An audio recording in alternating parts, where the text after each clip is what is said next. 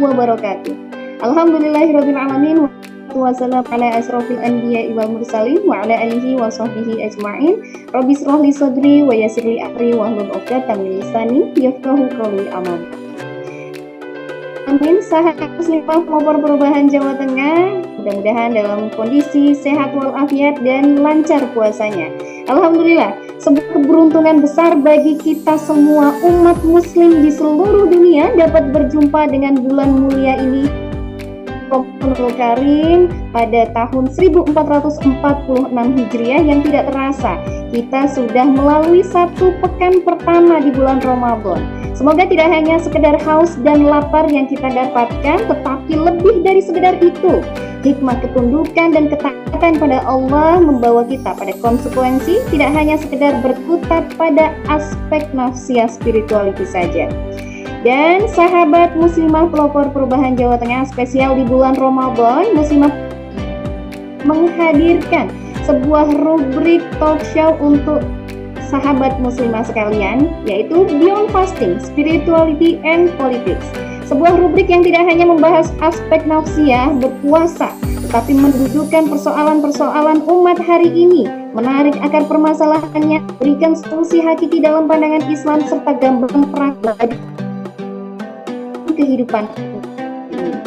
Dan perdana untuk sahabat muslimah, Beyond Fasting, Spirituality and Politics pada sore hari ini menghadirkan narasumber yang juga luar biasa.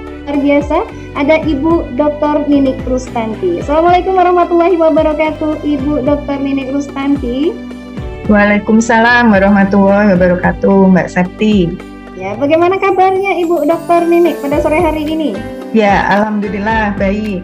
Alhamdulillah, mudah-mudahan senantiasa luar biasa dan senantiasa bersemangat untuk berbagi ilmu dengan sahabat muslimah pelopor perubahan Jawa Tengah. Baik, pada sore hari ini, sahabat muslimah pelopor perubahan Jawa Tengah, kita akan mengangkat tema mengingat keruntuhan khilafah Ramadan, momen kebangkitan. Ibu Dr. Ninik Rustanti, ketika kita berbicara mengenai Ramadan, ini seringkali dikaitkan dengan sebuah aspek nafsiyah, spirituality, kemudian juga memperbaiki hubungan dengan Allah Subhanahu wa Ta'ala, Sang Khalik. Lalu bagaimana sesungguhnya hubungan antara Ramadan, berpuasa, dan perbaikan hubungan dengan Allah Subhanahu wa Ta'ala, Ibu Dr. Ninik? Ya, baik, para sahabat muslimah yang dirahmati oleh Allah, kita tahu bahwa di bulan Ramadan kita diperintahkan Allah untuk berpuasa. Dan ini sebenarnya menjadi momen yang tepat ya untuk kita meningkatkan spiritualitas kita, meningkatkan nafsiyah kita kepada Allah. Seperti yang dijelaskan di surat Al-Baqarah ya, ayat 183, A'udzubillahi minasyaitonirrajim, Bismillahirrahmanirrahim. Ya ayyuhalladzina amanu kutiba alaikumussyam kama kutiba alal ladzina min qablikum la'allakum tattaqun. Jadi seperti yang disebutkan di surat Al-Baqarah ayat 183 tadi, bahwa puasa itu adalah agar kita menjadi orang-orang yang bertakwa.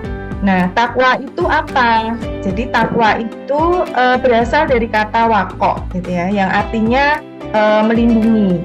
Jadi yang dimaksud takwa itu berarti melindungi diri kita dari murka dan azab Allah, gitu ya, dengan cara kita itu menjalankan semua perintah Allah dan menjauhi semua larangan Allah.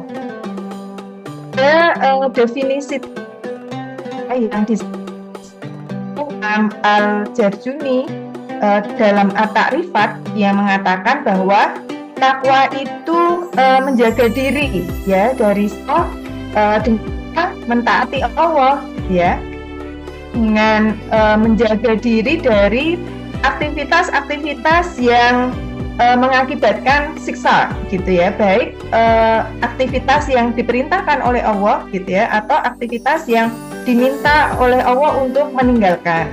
Nah, berarti ketika momen Ramadan ini bisa menjadikan diri kita menjadi orang-orang yang bertakwa, ya berarti kita itu harus taat ya kepada Allah dengan taatan.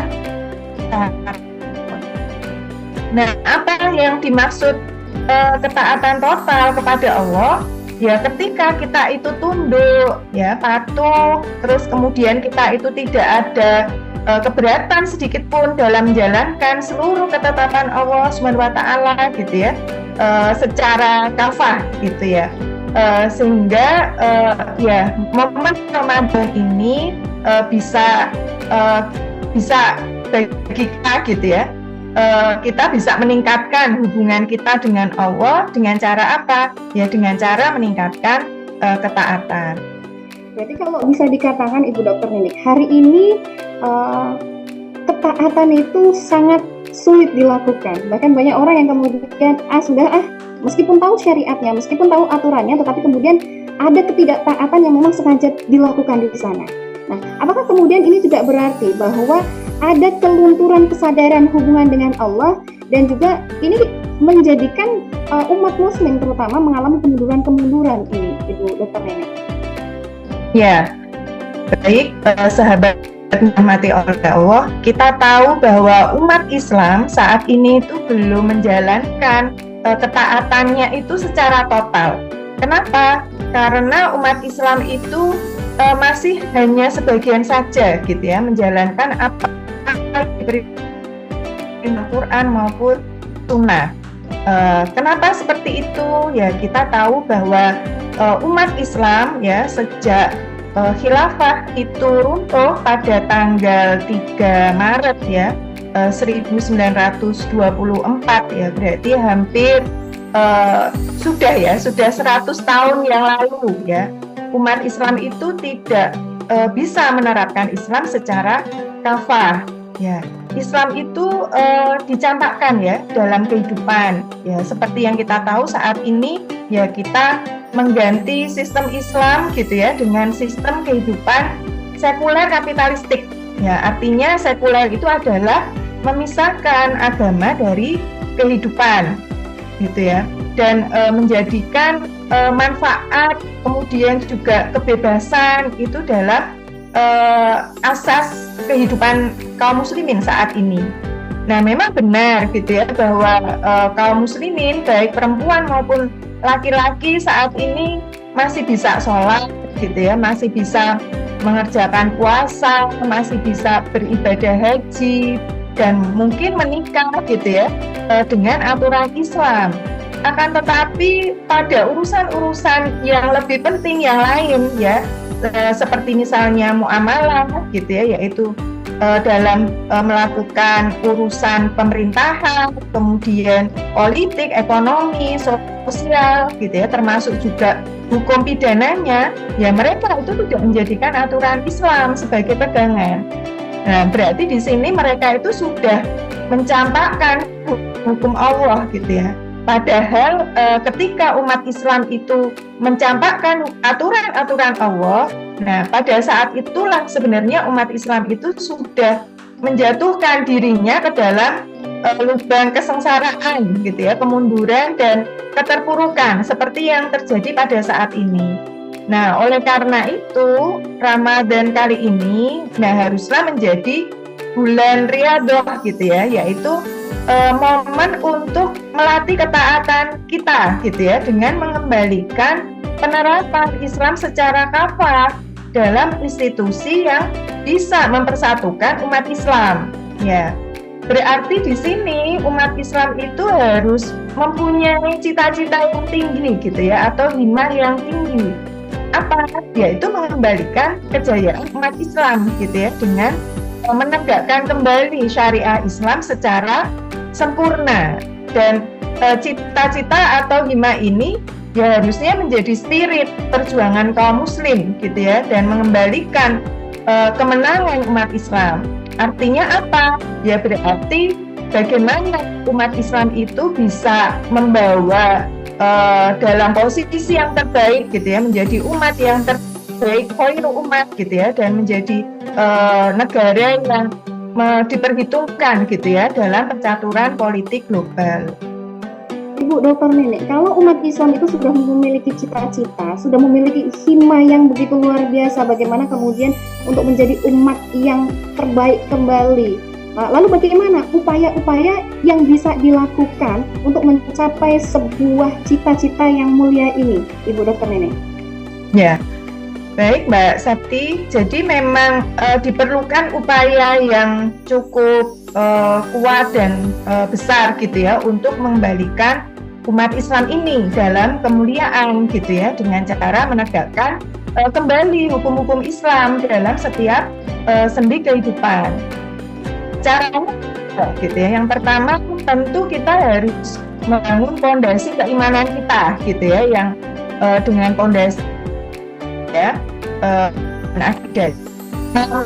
Dan yang kedua itu adalah umat Islam ya. Kenapa kita perlu membangun fondasi keimanan akidah Islam kita? Ya karena iman ini tuh akan melahirkan sikap pasrah gitu ya, berserah diri, tidak ada keberatan sedikit pun dalam menjalankan perintah Allah Subhanahu wa Ta'ala gitu ya, semata-mata memang untuk meraih keridhaan Allah gitu ya.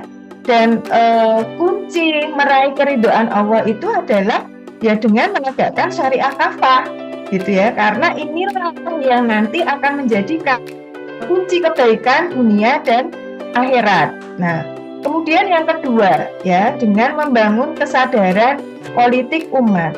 Ya tentu ini akan mengantarkan ya kesadaran bahwa kita itu sekarang dalam kondisi yang terjajah gitu ya, dalam kondisi yang lemah, jauh dari penerapan syariat Islam. Nah, berarti kalau kondisi kita itu lemah, terjajah, ya harus ada keinginan kuat gitu ya untuk berubah gitu ya, dengan apa? Ya mewujudkan kehidupan Islam ya. Walaupun demikian, ya perjuangan mengembalikan kekuatan umat ini tentu tidak mudah gitu ya, dan juga tidak ringan gitu, karena perlu upaya gitu ya untuk melakukan perubahan. Dan perubahan ini harus bersikap aktif gitu ya, bersifat aktif ya. Perubahan ini akan sendiri oleh umat Islam, karena Allah itu sudah berfirman ya di surat Ar-Ra'd ayat 11 ya. A'udzubillahi minasyaitonirrajim. Innallaha la yughayyiru ma biqaumin hatta yughayyiru ma bi anfusihim gitu ya. Bahwa sesungguhnya Allah itu tidak akan merubah suatu kaum ya hingga mereka mengubah apa yang ada pada diri mereka sendiri. Nah, berarti pada saat sekarang ya, pada saat kita menjalankan ibadah puasa di bulan ini ya, insya Allah semoga bisa pas ya bagi kaum muslimin untuk memantik kembali gitu dan komitmen dakwahnya gitu ya, dan juga perjuangannya untuk mewujudkan ketakwaan yang hakiki gitu ya, baik dalam individu, kemudian masyarakat maupun negara. Nah, tentu ketakwaan hakiki ini kan hanya bisa diwujudkan gitu ya kalau kita menerapkan syariat Islam secara kafah ya. Dan ya semoga pada Ramadan tahun ini Allah itu segera ya menurunkan pertolongannya dengan tegaknya Islam di muka bumi ini, dan kaum muslimin itu seluruh dunia itu semakin sadar gitu ya, dan mau menyatukan visi gitu ya untuk berjuang menyambut kemenangan yang hakiki, yaitu ya lafa alamin haji muhuwa. Baik Ibu Dokter Nenek Rustanti, Masya Allah, pembahasan yang begitu luar biasa. Ini baru di pekan pertama bulan Ramadan saja. Nanti ada fase-fase berikutnya, ada fase-fase di pekan kedua, pekan ketiga, dan pekan keempat yang insya Allah juga tidak kalah luar biasa pembahasannya. Sebagaimana yang dibahas pada sore hari ini bersama Ibu Dokter Nenek Rustanti. Masya Allah, jazakillah khairan jaza Ibu Dokter Nenek Rustanti. Ada beberapa catatan yang tadi juga saya sempat tuliskan, yaitu terkait dengan bagaimana caranya membangun fondasi keimanan yang kokoh untuk mencapai sebuah himmah umat muslim yang terbaik. Kemudian bagaimana tegaknya syariah Islam kafah merupakan kunci dari keridhaan Allah Subhanahu wa Ta'ala, tentu saja diiringi dengan sebuah kesadaran politik. Sekali lagi jazakillah khairan katsir Ibu Dr. Nini Rustanti dan sahabat muslimah pelopor perubahan Jawa Tengah. Insya Allah akan ada tema-tema yang tidak kalah luar biasa di pekan berikutnya, juga dengan narasumber-narasumber yang luar biasa pula. Jadi nantikan rubrik Beyond Fasting, Spirituality and Politics muslimah pelopor perubahan Jawa Tengah setiap Sabtu selama bulan Ramadan. Akhir kata, saya Septi N. Mohon maaf apabila banyak kekurangan dalam memandu acara pada sore hari ini. Billahi taufiq wal hidayah. Wassalamualaikum warahmatullahi wabarakatuh.